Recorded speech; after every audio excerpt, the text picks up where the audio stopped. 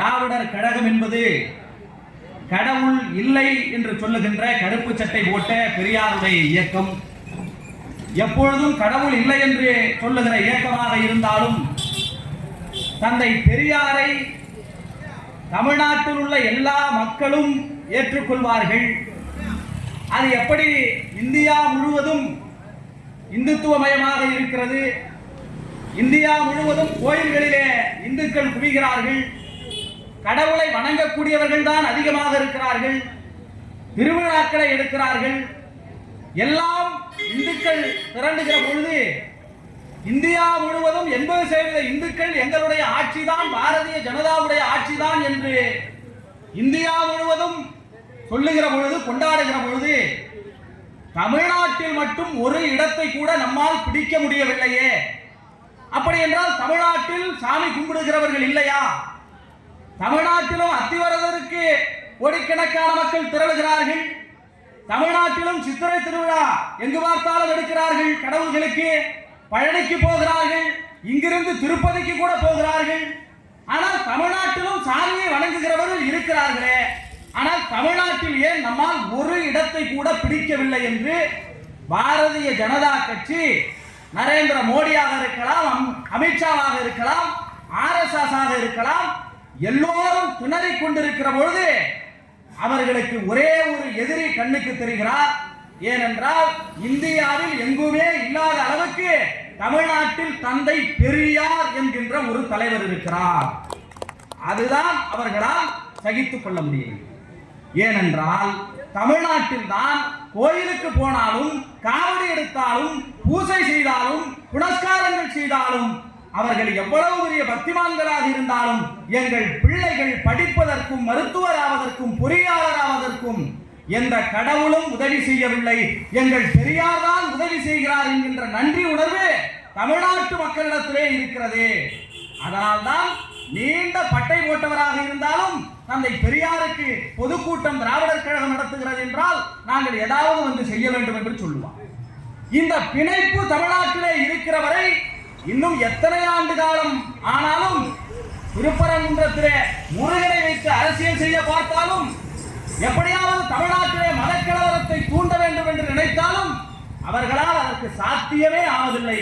காரணம், தமிழ்நாட்டில் இருக்கிற மக்கள் பெற்றிருக்கிற தெளிவு என்பது பெரியார் இயக்கம் ஏற்படுத்தி வைத்திருக்கிற தெளிவு. கடவுள் இல்லை என்று தந்தை பெரியார் சொன்னது ஒடுக்கப்பட்ட மக்களை இடிந்தவர்கள் என்று ஓரம் கட்டி வைத்திருக்கிறாயே ஏன் என்று பார்ப்பனர்களை கேட்பதற்குத்தான். 94 வயது வரை மூத்தர சட்டியை சுமந்து கொண்டு அவர் ஊரூராக போய் பேசியதனால் இன்று நாம் இந்த அளவுக்கு வளர்ந்திருக்கிறோம் என்கின்ற நன்றி உணர்வு இந்த மக்களிடத்தில் இன்று வரை இருக்கிறது. ஏன் நாம் இப்பொழுது புரட்சியாளர் அம்பேத்கருக்கு திராவிடர் கழகம் விழா எடுக்கிறது? இந்த உலகத்திலேயே மிகச்சிறந்த அறிவாளி, இந்து மதத்திலே தான் அவரும் பிறந்தார். ஆனால் அவர் என்ன குற்றம் செய்தார்? ஒடுக்கப்பட்ட சாதியில் பிறந்ததுதான் குற்றமாக கருதினார். இந்த ரோட்டிலே நாய் நடக்கலாம், ஆடு நடக்கலாம், மாடு நடக்கலாம், அந்த குளத்திலே துணி துவைக்கலாம், அதெல்லாம் அழுக்காவாது. ஆனால் ரோட்டிலே ஒடுக்கப்பட்ட சாதியிலே பிறந்த அம்பேத்கர் நீ வரக்கூடாது என்று சொன்னார். இந்த குளத்திலே நீ தண்ணீர் எடுக்க கூடாது, தண்ணீர் தீட்டாகிவிடும் என்று சொன்னார்கள். நீ படிக்க கூடாது, பள்ளிக்கூடத்துக்கு வெளியே உட்காரு, மற்ற மாணவர்களோடு சேர்ந்து படித்தால் அவர்களிடத்திலே தீட்டாகிவிடும் என்று சொன்னார். புரட்சியாளர் அம்பேத்கர் போர்டுல போய் கணக்கு போட்டார்னா அங்க இருக்கிற வகுப்புல இருக்க மற்ற பிள்ளைகள் எல்லாம் டிஃபன் பாக்ஸ் தூக்கி உள்ள வச்சுப்பாங்க. ஏன்னா அம்பேத்கருடைய மூச்சு காற்று பட்டால் அந்த உணவு தீட்டாகிவிடும் என்று நினைத்தார்கள். அப்படி எல்லா இடத்திலும் ஒதுக்கி வைக்கப்பட்ட புரட்சியாளர் அம்பேத்கர், அவர் படித்த இந்தியாவில் படித்த இடங்களில் எல்லாம், போகிற இடங்களில் எல்லாம் அவர்களை நிராகரித்தார்கள். நிராகரித்தவர்கள், தீட்டு பார்த்தவர்கள் இங்கே எங்கே இருக்கிறார்கள் என்று தெரியவில்லை. ஆனால் உலகத்தின் மிகச்சிறந்த அறிவாளியாகவும் நாடாளுமன்றம் உட்பட இந்தியாவை பாதுகாக்கின்ற அரசமைப்பு சட்டத்தை எழுதியவராகவும் புரட்சியாளர் அம்பேத்கர் தான் இன்று உயர்ந்திருக்கிறார். அது அறிவாளியாக இருக்கக்கூடிய ஒருவனுக்கு படிப்பு இல்லை என்று எப்படி சொல்லலாம் என்று பார்ப்பனர்களை பார்த்து கேட்டார். பார்ப்பனர்கள் சொன்னார்கள், இது கடவுள் செய்த புண்ணியம் என்று சொன்னார். கடவுள் தான் சொல்லுது, நீ படிச்சா நீ கடவுளுக்கு தெய்வ குத்தமாகிடும். எனவே பெரியார் கேட்டார், ஏண்டா இந்த கோயிலுக்கு கண்ணு சுமக்கிறவன் ஒடுக்கப்பட்ட மக்கள், கோயிலை கட்டுறதுக்கு மண்ணு சுமக்கிறவன் ஒடுக்கப்பட்ட மக்கள், அந்த சாமி சிலையை வடிக்கிறவன் ஒடுக்கப்பட்ட மக்கள், வேறு சிந்துறவன் ஒடுக்கப்பட்ட மக்கள். நான் சேர்ந்து கோயிலை கட்டி அது உள்ள சாமி சிலையை செஞ்சு வச்சு எல்லாம் செய்யற இந்த கடவுளுக்கு, ஆனா நீ அங்கேருந்து வந்து எனக்கு புரியாத மொழியில மந்திரத்தை ஓதிட்டு நீ உள்ள வராதன்னு தீட்டு கழிக்கிறிய, அப்ப இந்த வேதமையை பார்க்கிற கடவுள் எதற்கு என்று கேட்டான். அதனால்தான் கடவுள் இல்லை என்று. பாரதிதாசனுக்கு விழா எடுக்கிறோமே, எல்லா கவிஞர்களும் கூத்து நடக்கும், விழாக்கள் நடக்கும். அந்த கூத்து நடக்கிறத ராமாயணம் மகாபாரதம் எல்லா கூத்துகளையும் பாடிக்கிட்டு இருப்பாங்க. எல்லா கவிஞர்களும் அதைத்தான் எழுதினான். ஆனால் ஒரே ஒரு கவிஞன் தான் கேட்டான், ஏன்னா எப்படி இந்த மனிதர்களை கடவுளுக்கு பிறந்தவர்கள், அது கடவுளுக்கு எப்படி பிறந்தவர்கள்? அட முகத்திலே பிறந்தவன் பிராமணன், தோளிலே பிறந்தவன் சத்திரியன், இடையிலே பிறந்தவன் வைசியன், காலிலே சேவை செய்ய பிறந்தவன் சூத்திரன் சொல்றிய. முதல்ல ஆணுக்கு குழந்தை பிறக்குமா? அதுவும் அந்த கடவுள் 4 வர்ணங்களாக பிரித்து வைத்திருக்கிறதே என்கின்ற அந்த கேள்வி வருகிற பொழுது பாரதிதாசன் மட்டும்தான் கேட்டான். முகத்தில் பிறப்பாருண்டோ முட்டாளே, தோளில் பிறப்பாருண்டோ தொடும்பனே, இடையில் பிறப்பாருண்டோ எருமையே, காலில் பிறப்பாருண்டோ கழுதையே, நான்முகன் உளனோ நாயே என்று பார்ப்பனர்களை பார்த்து கேட்ட ஒரு பச்சை கவிஞன், புரட்சி கவிஞர் பாரதிதாசன் ஒருவன் தான். அதனால்தான் பாரதிதாசனை திராவிடர் கழகம் கொண்டாடுகிறது. பாரதியார் எல்லாம் தூக்கி பிடிப்பா. நீங்க பாருங்க, ஓடி விளையாடு பாப்பா, ஒரு குழந்தையை வையாது பாப்பா, எல்லாம் பாடி இருப்பா. காலை முழுவதும் படிப்பு, பின்பு மாலை முழுவதும் விளையாட்டுன்னு எழுதியிருப்பான். காலையில படிச்சா போதும், மாலையில போய் நீங்க பிள்ளைகள் எல்லாம் விளையாடுங்க அப்படின்னு பாரதி எழுதியிருப்பான். ஏனென்றால் பாரதிக்கு பாதி நேரம் படிப்பு போதுமானது. ஆனால் பாரதிதாசன் என்ன சொன்னார் தெரியுமா? காலை படி, மாலை படி, இரவு படி, கடும் பகல் இரவு படி, படித்துக் கொண்டே இரு என்று பாரதிதாசன் சொன்னார். என்னங்க பாரதியார் காலையில படிச்சா போதும், மாலையில எல்லாம் பிள்ளைகள் விளையாடட்டும்னு சொல்லிட்டாரு, ஆனா நீங்க வந்து எல்லா நேரமும் படிக்க சொல்றீங்களே என்று கேட்டபோது பாரதிதாசன் சொன்னார், அவர் பிறந்த பார்ப்பன சாதிக்கு அவங்க பிள்ளைங்க காலையில படிச்சுட்டு மதியம் ரெஸ்ட் எடுக்கலாம், ஆனால் எங்களை படிக்கவே கூடாது என்று சொன்னார்களே, அதனால் காலை மாலை கடும்பகல் இரவு என்று எல்லா நேரத்திலும் எங்கள் பிள்ளைகள் படிக்க வேண்டும் என்று எழுதிய கவிஞன் பாரதிதாசன். அதனால் இந்த பாரதிதாசனை கொண்டாடுகிறார். இன்றைக்கும் பெரியாருடைய இயக்கம் எதற்கு எதிராக போராடி கொண்டிருக்கிறது? நம்மளாம் நினைச்சுக்கிட்டு இருப்போம், என்னங்க இவங்க எத்தனை நேரம் பார்த்தாலும் பார்ப்பனர்களை திட்டுறாங்களே, எங்க தெருவில் ஒருத்தவங்க கூட இல்லையே பார்ப்பனரு, கூடல் போட்ட ஐயர் ஏதோ ஒரு சதவீதம் இருப்பாரு, 2 பேர் போவாரு, ஆனா அவர்களையே இந்த கருப்பு சட்டைக்காரர்கள் கேள்வி கேட்கிறார்கள் என்று நீங்கள் நினைக்கலாம். நாம எவ்வளவு பேரு இன்னைக்கு என்ன ஆயிடுச்சுன்னா, எப்பெல்லாம் நமக்கு வசதிகள் வருகிறதோ, எப்பெல்லாம் நமக்கு வந்து ஒரு பெருமை வேணும் கம்பீரம் வேணும்னு நினைக்கிறோமோ, அப்பெல்லாம் நம்முடைய மன்னர்களுடைய படங்களை எல்லாம் போட்டு சாதி சங்கங்கள் ஆயிடும். நான் அந்த சாதி, நான் இந்த சாதி, நான் உசந்த சாதி, நான் இன்னைக்கு இந்த இடத்துக்கு வந்துட்டேன், எனக்கு பின்னாடி ஒரு படை இருக்கிறது எல்லாம் சொல்லுவோம். ஆனா இன்னைக்கு தீர்ப்பு எழுதுறவங்க யாரு? நீதிபதி தானே. நீதிபதிகள் தான் இன்று தீர்ப்பு எழுதுகிறார்கள். 2018 இருந்து, நல்லா கவனமா கேளுங்க, 2018 இருந்து 2024 வரை இந்தியா முழுவதும் உள்ள உயர் நீதிமன்றங்களுக்கு நியமிக்கப்பட்ட நீதிபதிகளுடைய எண்ணிக்கை 711. அதுல ஓபிசி எத்தனை பேர் தெரியுமா? அதாவது எம்பிசியும் பிசியும் சேர்ந்தது, இங்க அப்படி சொல்றது தான் அங்க ஓபிசிங்கிறாங்க. அதுல எம்பிசி மக்கள் எத்தனை பேர் தெரியுமா? வெறும் 82 பேர். நல்லா பாருங்க, 711 பேர்ல இங்க நாம வீரமிக்க சாதியை சேர்ந்தவர்கள் சொல்றவங்க வெறும் 82 பேர் தான், 12%. சரி, எஸ்டி மக்கள் எத்தனை, எஸ்சி மக்கள் எத்தனைன்னா, எஸ்சி மக்கள் வெறும் 3% பேர், 24 பேர் தான். எஸ்டி மக்கள் எத்தனைடா? 2%, 17 பேர். அப்புறம் இஸ்லாமியர்கள் கிறிஸ்தவர்கள்லாம் சேர்த்து ஒரு 6%. மீதி இருக்கின்ற 77% பேர், அதாவது 711 பேருக்கு கிட்டத்தட்ட 590 பேர் யார் இருக்கிறார்கள் என்றால் பார்ப்பனர்களும் உயர்ஜாதிக்காரர்களும் இருக்கிறார்கள். இன்னைக்கு உட்கார்ந்து இருக்கிறான். இது ஏதோ தந்தை பெரியார் அவர்கள் அன்று திட்டாரே, இன்னைக்கு தான் யாரும் இல்லைன்னு இல்ல, அவர்கள் தீர்ப்பு எழுதுகிறார்கள். அந்த தீர்ப்பு தான் இன்று நீட் தேர்வை கொண்டு வந்திருக்கு. அந்த தீர்ப்பை வாங்குவதற்கு தான் பாஜக கோர்ட்டுக்கு போச்சு. ஆக இன்னைக்கு நீட் என்கின்ற நுழைவுத் தேர்வு வந்திருக்கிறது. அனிதாங்கிற மாணவி 1176 மதிப்பெண்களை பெற்றவர். தமிழ்நாட்டினாலே அவர்களுக்கு எப்பொழுதும் கோபம் தான். ஏன்னா இந்தியாவிலேயே தமிழ்நாடு கல்வியில் மருத்துவத்தில் முன்னணியில் இருக்கிறது. சூத்திரனுக்கு இடம் கொடுத்தாலும் கூட கல்வியை கொடுக்காதனானே இவன் என்னடா படிச்சு வரான். தோழர் பேசுகிற பொழுது சொன்னாரே, உலகல்வி திட்டம் ராஜாஜி கொண்டு வந்தார்.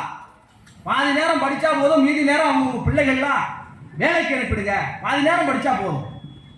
அது என்ன பாதி நேரம் படிச்சா போதும்னா, உயர் சாதியாக என்று கருதி கொண்டவன் வேற வேற மந்திரம் ஓதுறவன் பிள்ளை மந்திரம் ஓதி அது தொழிலா பார்த்துக்கும். கொள்ளருடைய பிள்ளை அந்த வேலையை செஞ்சு தொழிலா பார்த்துக்கும். ஆனா இங்க கட்டட வேலைக்கு போறவன் பிள்ளை என்ன செய்வான்? வயல் வேலைக்கு போறவன் பிள்ளை என்ன செய்வான்? மளிகை கடை பெட்டி கடை வச்சிருக்கவங்களோட பிள்ளைகள் என்ன செய்யும்? ஓட்டல் வேலைக்கு போறவன் பிள்ளை என்ன செய்யும்? அவன்லாம் டாக்டர் ஆக வேண்டாமா? அவன் இன்ஜினியர் ஆக வேண்டாமா? அவன் ஒரு உத்தியோகத்துக்கு வர வேண்டாமா? தந்தை பெரியார் சொன்னார், தந்தை பெரியார் கொந்தளித்தார், ராஜாஜி அவர்களே, நீங்கள் மட்டும் எங்களுடைய பிள்ளைகள் படிக்கின்ற படிப்பை நிறுத்தினால் எங்கள் பிள்ளைகள் டாக்டராக கூடாது, இன்ஜினியராக கூடாது, தாசில்தாராக கூடாது என்று நீங்கள் சொல்வீர்களே, ஆனால் திராவிடர் கழக தோழர்கள் அனைவரும் கையிலே பெட்ரோலையும் மண்ணெண்ணையையும் வைத்துக் கொள்ளுங்கள், நான் சொல்லுகிற நாள் ஏறி தருகிறேன், கிழித்து அக்கரகாரத்தில் போடுங்கள் என்று சொன்னார். அந்த மிரட்டலுக்கு பயந்து ராஜாஜி பதவி விலகினார். அன்னைக்கு ராஜாஜியை பெரியார் மிரட்டவில்லை என்றால் இன்று கல்வி என்பது இருந்திருக்காது.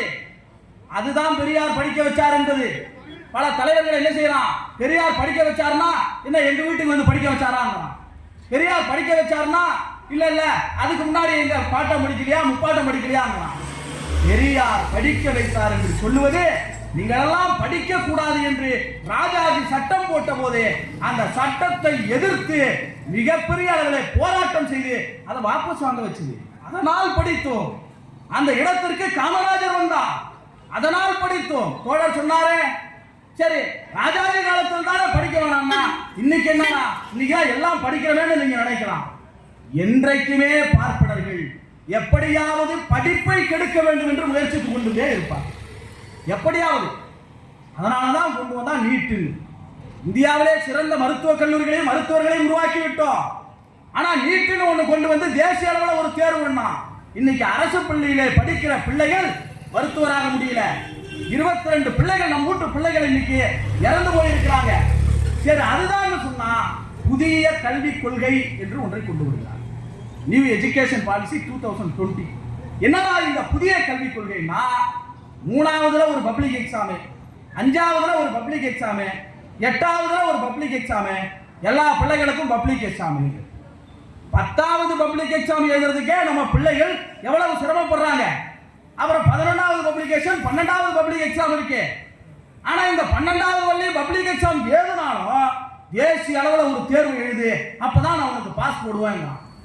அப்படி சொல்லுகிறவர்கள் உன் பிள்ளைய நீ 5ஆவது பப்ளிக் எக்ஸாம் எழுத வை, 8ஆவது எழுத வை, 10ஆவது எழுத வைன்னா அந்த பிள்ளைகள் படிக்குமா படிக்காதா? எப்படி படிக்கிற மனநிலை வரும்? ஆக இந்த பிள்ளைகள் படிக்க கூடாதுன்னா மன ரீதியாக இந்த பிள்ளைகளை எப்படியாவது நம்ம டார்ச்சர் பண்ணணும்னு சொல்லிதான் இந்தியாவில் தேசிய கல்விக் கொள்கையை கொண்டு வரான். இந்த தேசிய கல்விக் கொள்கையை இந்தியா முழுவதும் ஏற்றுக்கொண்டார்கள், எல்லா மாநிலங்களும் ஏற்றுக்கொண்டார்கள். அம்பேத்கர் பிறந்த மராட்டியம் கூட ஏற்றுக்கொண்டு விட்டது. ஆனால் எக்காலத்திலும் அன்று குலக்கல்வியை ஒழித்து ராஜாஜியை விரட்டினாரே தந்தை பெரியார், அந்த பெரியாருடைய மண்ணில் நாங்கள் ஏற்க மாட்டோம் என்று திராவிடர் கழகம் களம் வைத்தது. இன்றைக்கும் தமிழ்நாடு அரசு புதிய கல்விக் கொள்கையை ஏற்க முடியாதுன்னு சொல்லி இந்தி திணிப்புனா என்ன? அந்த புதிய கல்விக் கொள்கை வருகிறது. இந்திங்கிற பாடத்தை நீங்க கத்துவீங்க, எக்ஸ்ட்ரா ஒரு மொழிங்க. இங்க இருக்கிறவங்களாம் ஒரு இன்னைக்கு மட்டும் இல்லைங்க, அன்னைக்கும் இந்தியை திணித்த போது எல்லா தலைவர்களும் 4 பேர் பார்ப்பனர்கள் ஆதரிச்சாங்க. என்ன எங்க வீட்டு பிள்ளைங்க எல்லாம் படிக்க கூடாதா?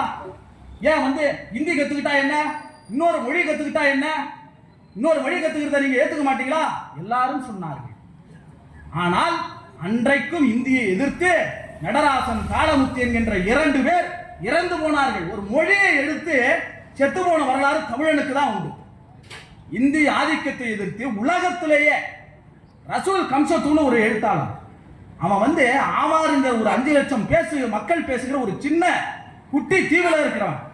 அந்த எழுத்தாளன் சொன்னான், என்னுடைய மொழி நாளைக்கு சாகும்னா நான் இன்னைக்கே செத்துருவேன்டான்னு சொன்னான். என்னடா மொழிதானேன்னு கேட்டா, ஒரு மொழியை அழித்தால் ஒரு இனம் அழிந்து போகும், அந்த இனத்தின் பண்பாடு அழிந்து போகும்.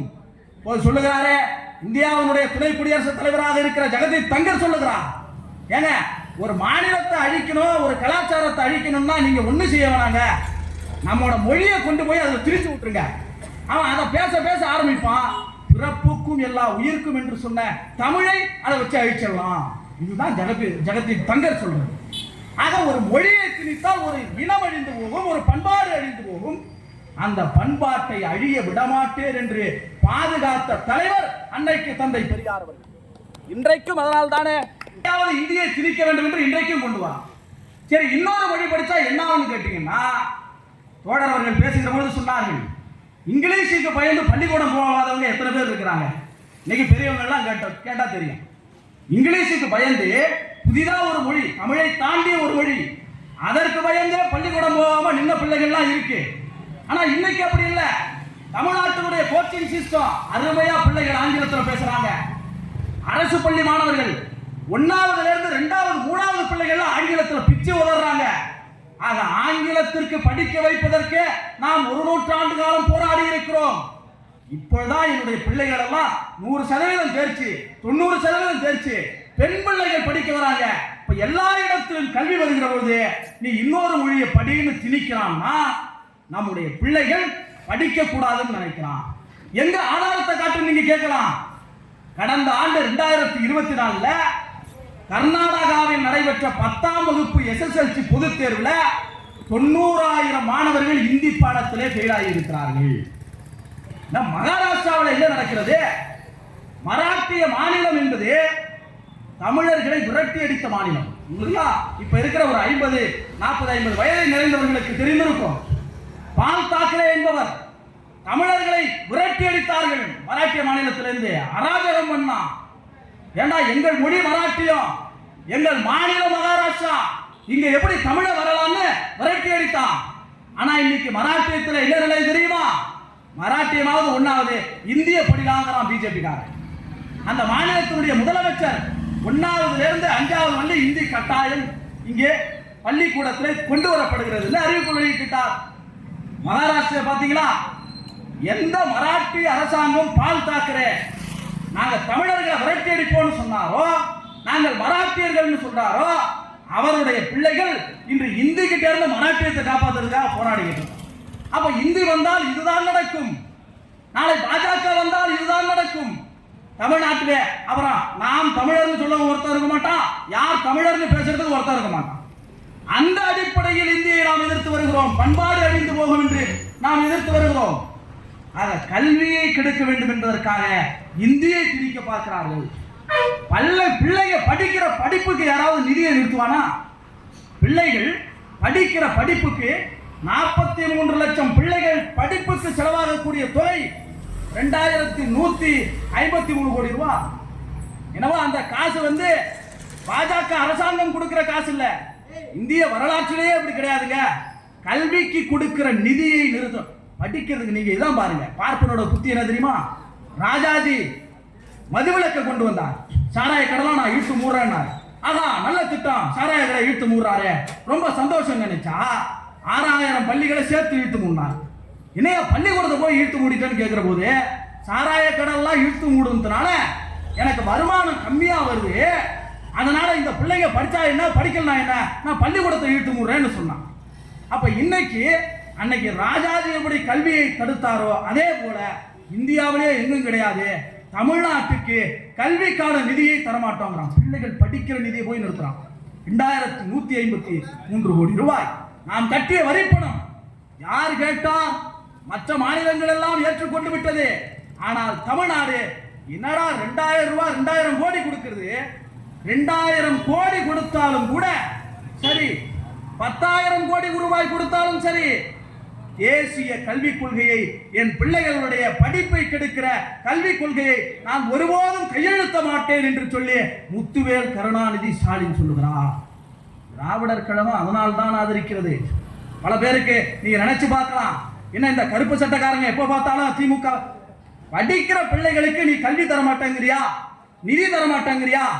5வது 3வது 8வது என்று சொல்லி பப்ளிக் எக்ஸாமை கொண்டு வந்து என் பிள்ளைகளை படிக்க கூடாதுன்னு சொல்றியா? உன் திட்டத்தில் நான் எப்படி கையெழுத்து போடுவேன்? போடவே மாட்டேன்னு மறுக்கிறாங்கல்ல. அதனால் நாம் அவர்களை ஆதரிக்கிறோம். நீங்க நல்லா சிந்திச்சு பார்க்கணும். ஒடுக்கப்பட்ட மக்கள் சிந்தித்து பார்க்கணும். பிற்படுத்தப்பட்ட மக்கள் சிந்தித்து பார்க்கணும்.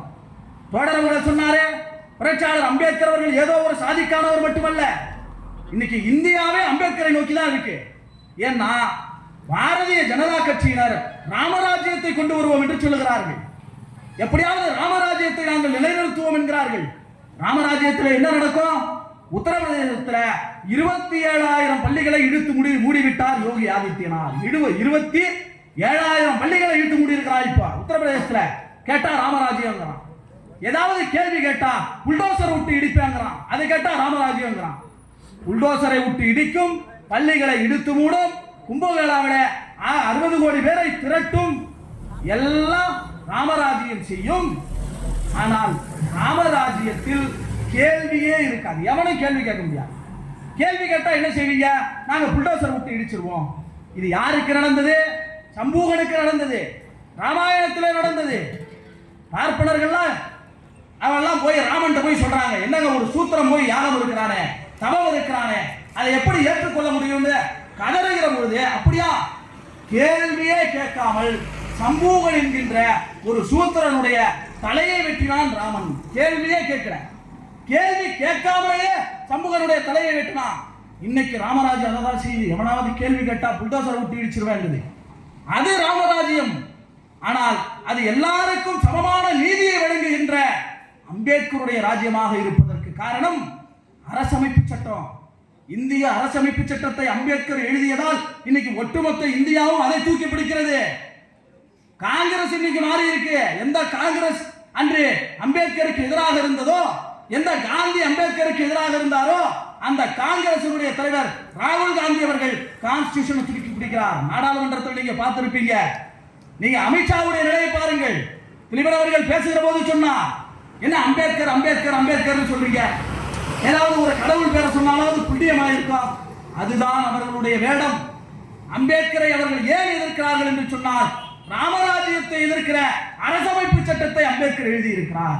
இன்னைக்கு உச்ச நீதிமன்ற தீர்ப்பு கொடுக்குதா இல்லையா? இந்திய வரலாற்றிலேயே மிகப்பெரிய தீர்ப்பு. குடியரசுத் தலைவர் கையெழுத்து இல்லாமலே 10 மசோதாக்கள் நிறைவேற்ற முடிந்திருக்கிறது. இந்தியாவிலேயே மிகப்பெரிய தீர்ப்பு திராவிட முன்னேற்ற கழகத்தின் சார்பில் முத்துவேல் கருணாநிதி ஸ்டாலின் அவர்கள் சார்பில் பெறப்பட்டு இருக்கிறது. எது காரணம்? கான்ஸ்டிடியூஷன் காரணம். அந்த அரசமைப்பு சட்டத்தை எப்படியாவது தூக்கி போட்டுருங்க. அது ஒண்ணுதான் குறுக்க குறுக்க குறுக்க வந்து நிற்குது. அதுதான் பாஜகவினருக்கு எரிச்சல். பிற்படுத்தப்பட்ட மக்களுக்கு 27% இடஒதுக்கீடு. தோழர் சொன்னார், மண்டல் கமிஷன் மண்டல் பரிந்துரையை நிறைவேற்ற வேண்டும் என்று திராவிடர் கழகம், தமிழர் தலைவர், ஆசிரியர் அவர்கள் இந்த கருப்பு சட்டை தான் போனாங்க. ஊரூரா போனாங்க. எதுக்கு போனாங்க? பிசி பிள்ளைகள், எம்பிசி பிள்ளைகள் எப்படியாவது படிக்க வேண்டும், அவர்களுக்கான உத்தியோகத்தை தர வேண்டும் என்பதற்காக 27% இடஒதுக்கீடு நிறைவேற்றுங்கன்னு போனாங்க. இந்தியாவின் மிகச்சிறந்த பிரதமர் விபி சிங் அவர்கள் அதை நிறைவேற்றினார். அப்பொழுது பாஜக அவர்களை ஆதரிச்சது. பாஜக என்ன செஞ்சது தெரியுமா? ஏண்டா சூத்திரை நான் படிக்க கூடாதுன்னு சொல்றேன், நீ அவனுக்கு இடஒதுக்கீடு வாங்கி கொடுக்கிறிய, நான் எப்படி ஒத்துக்க முடியும்னு சொல்லி விபி சிங்கனுடைய அமைச்சரவையே கலைச்சாங்க. அதுதான் பாஜக. இன்றைக்கும் 27% இடஒதுக்கீடு நம்முடைய பிசி எம்பிசி பிள்ளைகளுக்கெல்லாம், எஸ்சி எஸ்டி பிள்ளைகளுக்கெல்லாம் டாக்டர் சீட்ல. ஏற்கனவே நீட்டை கொண்டு வந்து எவனும் படிக்க கூடாதுன்னு இருக்கிற இடங்களையாவது எங்களுக்கு 27% இடஒதுக்கீடு நிறைவேற்றுனா உச்ச நீதிமன்றத்தில் போய் நான் விடமாட்டேங்கிறான் பாரதிய ஜனதா கட்சிக்காரன். அங்கே போய் நீதிமன்ற தீர்ப்பை வாங்கி தமிழ்நாட்டுக்கு மட்டுமல்ல இந்தியாவுக்கு முழுவதற்கும் இருக்கின்ற ஒடுக்கப்பட்ட பிள்ளைகள், பிற்படுத்தப்பட்ட பிள்ளைகள் 27% இடஒதுக்கீட்டின்படி அவருடைய மருத்துவ இடங்கள் நிரப்பப்படும் என்று தீர்ப்பை வாங்கி கொடுத்த பெருமை தமிழ்நாடு அரசுக்கும் திராவிட முன்னேற்ற கழகத்துக்கும் உண்டு, இந்தியா கூட்டணிக்கு உண்டு. அந்த அளவுக்கு பிள்ளைகளுடைய கல்வியை, வேலை வாய்ப்பை, அவருடைய அதிகாரத்தை இன்றைக்கும் பாரதிய ஜனதா கட்சி பறிக்க பார்க்கிறது. எப்பொழுதெல்லாம் கல்விக்கு அவர்கள் கை வைக்கிறார்களோ, எப்பொழுதுதான் நம்ம பிள்ளைகளுடைய உரிமைகளை அவர்கள் பறிக்க பார்க்கிறார்களோ, இவ்வளவும் உரிமையை பறிக்கிறானே, படிக்க கூடாதுங்கிறானே. பெட்ரோல் டீசல் விலை, கச்சா எண்ணெய் உலகத்திலேயே குறைஞ்சிருச்சு. இதுவரை இல்லாத அளவுக்கு அதனுடைய விலை குறைஞ்சிச்சு. ஆனா பெட்ரோல் டீசல் விலைய குறைக்க மாட்டாங்களாம். சிலிண்டர் விலைய 50 ரூபாய் ஏத்துறான். பெருபெரு முதலாளிகளுக்கெல்லாம் அவர்கள் வாரி வழங்குகிறார்கள், தள்ளுபடி பண்றான் கல்வி கடனை. ஆனால் பெரும் முதலாளிகளுக்கெல்லாம் அவர்கள் வாரி வழங்குகிறவர்கள் இந்த ஒடுக்கப்பட்ட மக்களை, ஏழை எளிய மக்கள் மீது சுமையை ஏற்றுகிறார்களே. நம்ம காசை நாம ஏடிஎம்ல எடுக்கணும்னா அதுக்கு ஒரு காசு போடுறோம். 15 லட்சம் போடுறோம், எல்லாருமே அக்கௌண்ட்டை ஓபன் பண்ணுங்கன்னு சொன்னா அக்கௌண்ட்டை ஓபன் பண்ணா அந்த அக்கௌண்ட்ல ஏன் மினிமம் பேலன்ஸ் வைக்கலன்னு அதுல ஒரு காசு கொடுக்குறான். ரயில் பெட்டிகள்ல 60 வயசுக்கு மேல இருக்கிறவங்க ஃப்ரீயா போயிட்டு இருந்தாங்க. அதை நிறுத்தி வச்சு கிட்டத்தட்ட 8000 கோடி ரூபாய் அதுல இருந்து காசு பார்க்கலாம். இந்த ஒடுக்கப்பட்ட மக்களை, சாமானிய மக்களை, உழைக்கிற மக்களை ஏய்த்து சுரண்டுகின்ற பாரதிய ஜனதா கட்சிக்கு தமிழ்நாட்டில் இடமில்லை என்பதை இந்த மக்களிடத்திலே கொண்டு போய் சேர்க்க வேண்டும் என்பதற்காக இன்றைக்கும் சொல்லுகிறாரே, எத்தனை ஷாக்கள் வந்தாலும் சரி தமிழ்நாட்டிலே அவர்களால் வெற்றி பெற முடியாது என்று. அந்த உறுதி என்பது எதிலிருந்து இருக்கிறது என்றால் உங்கள் பிள்ளைகளுடைய கல்வியிலிருந்து இருக்கிறது, வேலை வாய்ப்பில் இருந்து இருக்கிறது. அவன் எத்தனை ரூபாயை கொட்டி கொடுத்தாலும் கல்விக்கு ஆபத்து வருகிறது என்று சொன்னால், வேலை வாய்ப்புக்கு ஆபத்து வருகிறது என்று சொன்னால், இந்த தமிழுக்கும் தாய்மொழிக்கும் ஆபத்து வருகிறது என்று சொன்னால், இந்தியை எதிர்ப்பதற்கும் பாரதிய ஜனதா கட்சியை விரட்டி அடிப்பதற்கும் இந்த கருஞ்சட்டை படை களம் காணும். தமிழர் தலைவர் ஆசிரியர் அவர்களுடைய தலைமையிலே எங்கள் பயணம் என்றென்றைக்கும் தொடரும் என்று சொல்லி நிறைவு செய்கிறேன். நன்றி, வணக்கம்.